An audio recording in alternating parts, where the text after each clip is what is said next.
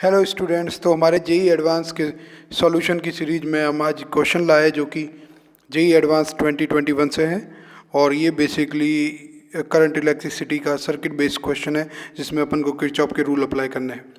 लेकिन first thing first, question क्या है? In the circuit shown below the switch S is connected to position P for a long time and so that the charge on capacitor becomes q1 microcoulomb.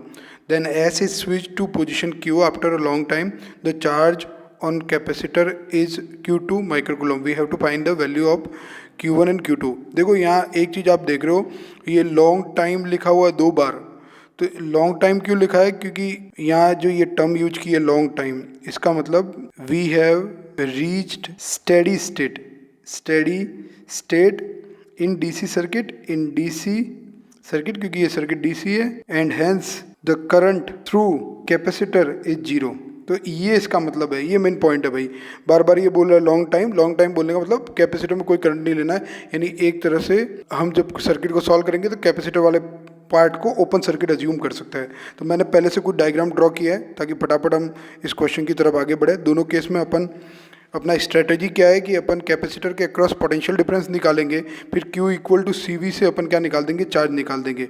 तो ये वो first case जिसमें connection is made to P, यानी battery connected होगी।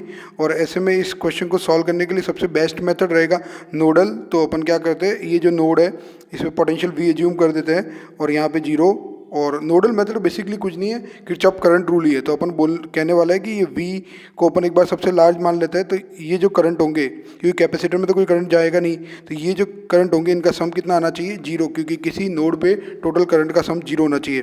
तो अपन लिखते हैं current एक आ जाएगा V-1/1 प्लस V-2/2, क्योंकि रेजिस्टेंस 2 है, इज इक्वल टू जीरो। और किसी को नोडल मेथड नहीं आता हो तो प्लीज़ सीख लेना, क्योंकि ये थोड़ा फास्ट है, बाकी कुछ नहीं है।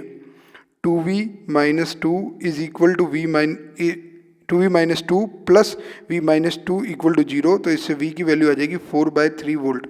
अब V 4/3 वोल्ट आ गया तो कैपेसिटर के अक्रॉस वोल्टेज जो हो गया वो 4/3 हो गया। तो चार्ज जो हो जाएगा Q इक्वल टू CV। तो C तो अपन को 1 माइक्रो दे रखा है और वोल्ट है अपने पास 4/3, तो 1 × 4/3 माइक्रोकूलम आ जाएगा। तो 4/3 माइक्रोकूलम आ जाएगा।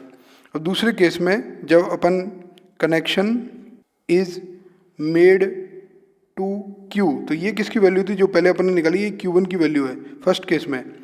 Q से कनेक्शन ले लिया तो अब देखो ये बैटरी से जो करंट जाएगा वो कैपेसिटर में जाना नहीं है। ऐसे में 2 और 1 जो है वो सीरीज में आ जाएंगे करंट के हिसाब से। तो अपन बोल सकते हैं इस सर्किट में जो करंट हो जाएगा वो हो जाएगा 2, तो टोटल वोल्टेज है, और रेजिस्टेंस हो जाएगा 2 और 1 सीरीज में, तो 3।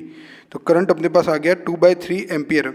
और अगर देखोगे तो 1 ओम का जो रेजिस्टेंस है वो कैपेसिटर के साथ पैरेलल में है। तो 1 ओम के अक्रॉस जो वोल्टेज होगा वो कितना होगा? 1 × R। तो ये वोल्टेज हो गया, यही कैपेसिटर के अक्रॉस है।